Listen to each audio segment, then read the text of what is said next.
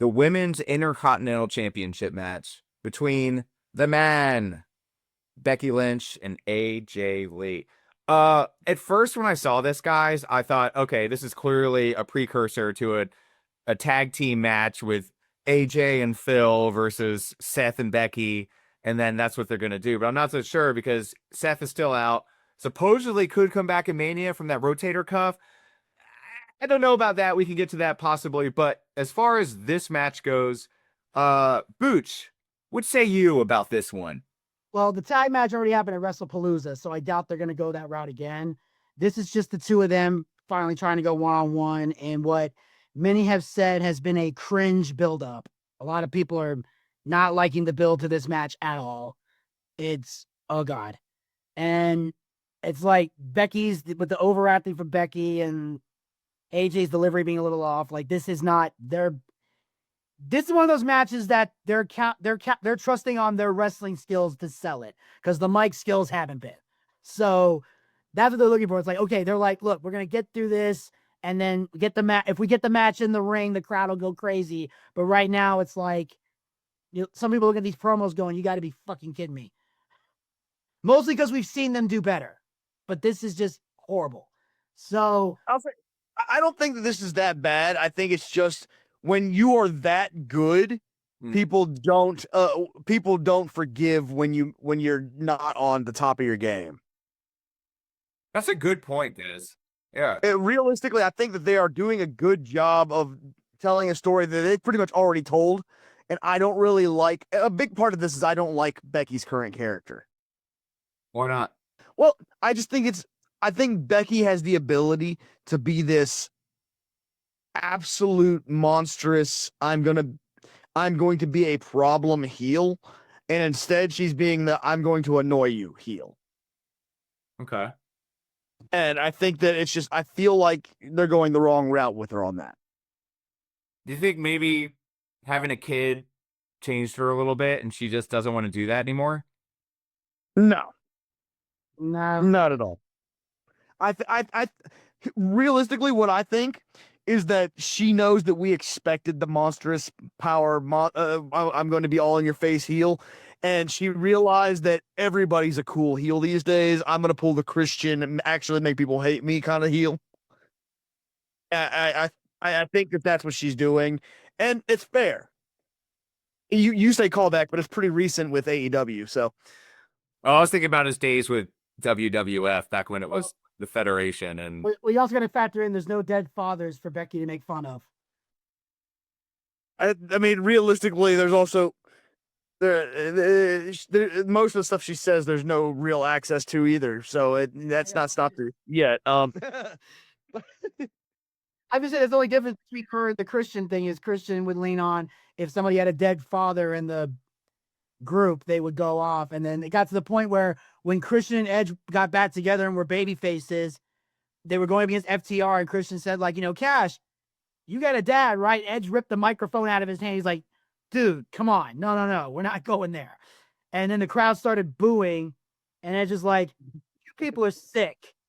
Fine, go ahead. He's standing Christian Mike, and he said, like, yeah, didn't he die if you went back? And then Cass tries to rush the ring. But Edge literally just said, like, you people are sick. The other Christian went, all right, fine, go ahead. Just hand him the mic, like, all right, that's it.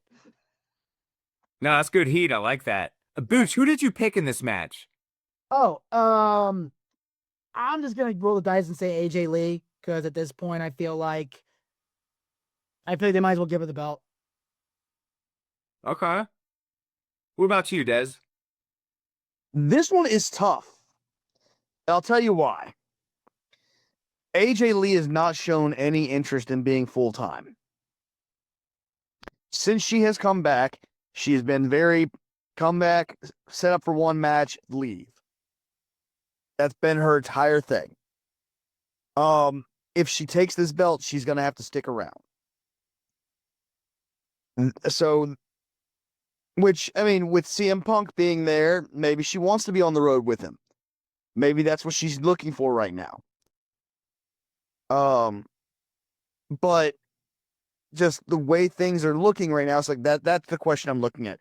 Does AJ want to be full-time? Other than that, storyline wise, I think it's time. AJ Lee 100% needs it. It's one of those deals. She comes in, she makes that title mean something serious, adds another big name to the list of people who held it. And she's already shown that she's still good in the ring. And for the most part, she's still good on the mic. She's got an interesting, strange kind of psycho character going on, and I like it, but it's different. It's a different kind of psycho from the psycho she was when she was in the first time.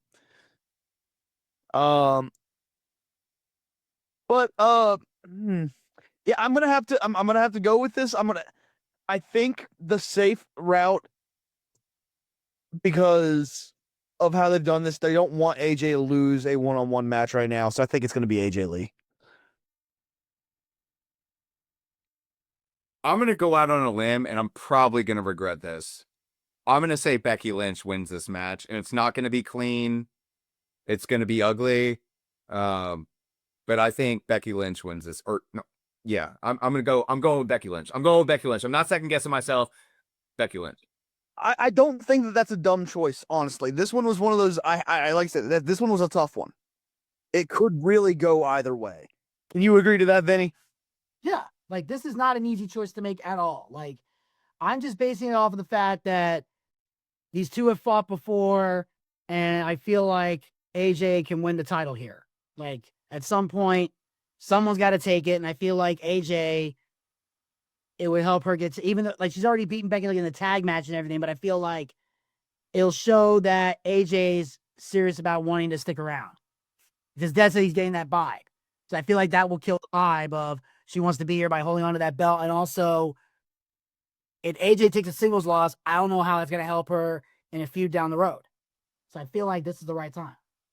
I have a Wenz, who did you pick for the women's Elimination Chamber? Alexa Bliss. Okay. Yeah, you chose. I got you. Mm-hmm. Yeah, you chose first on that one. Yeah, we're going to have a clear-cut champion because all three of us have different answers for the men's elimination chamber and for the women's elimination chamber. Well, if one of us gets that one right and the another person gets the other one right, then that would tie us back. That could potentially tie us back up again. Yeah, it is possible. That's the gamble of it. Yeah, it can happen. And then or someone else entirely could win and we get nothing. That's what makes these multi-people matches interesting. Like one of us could end up with nothing. So now's the time of the show that I want to deliver on the tease that I gave at the forefront. Like I said, was at Raw Monday night. Context. I got a sweet access from the Hawks because I was doing an event at State Farm Arena the next day, right?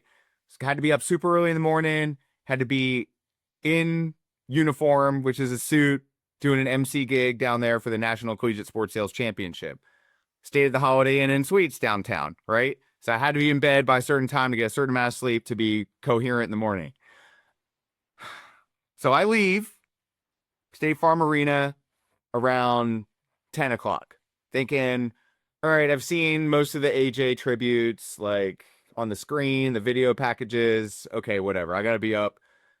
Then I walk back to the hotel. I hop in the hotel bed and I have pull up Netflix on my phone.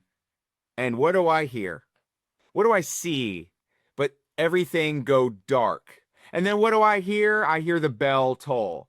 And I'm sure all of Holiday Inn and Suites heard me say, no, because the dead man showed up in Atlanta and I missed it. Duty calls, gentlemen. But this is a lesson. I'll be honest with you. I'm at a point now where Taker showing up at this point in the way he looks now and the way he is doing things now, I'm not interested. It was pretty cool though with a motorcycle, and he came down the Kid Rock, and it was old school. Reminded me of Decade of Destruction of t-shirt, a version of Undertaker, Dead Man Inc. No, he wearing them goofy ass fucking glasses with his neck hanging down to here. It's not my Taker. Not my Taker.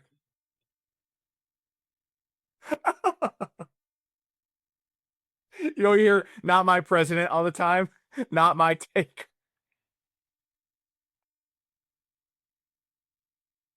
I just felt bad because I've never seen him at a live event ever. Every time I've ever gone has either been WCW, right, back in the Nitro days, and then I went and saw SmackDown and he wasn't on that.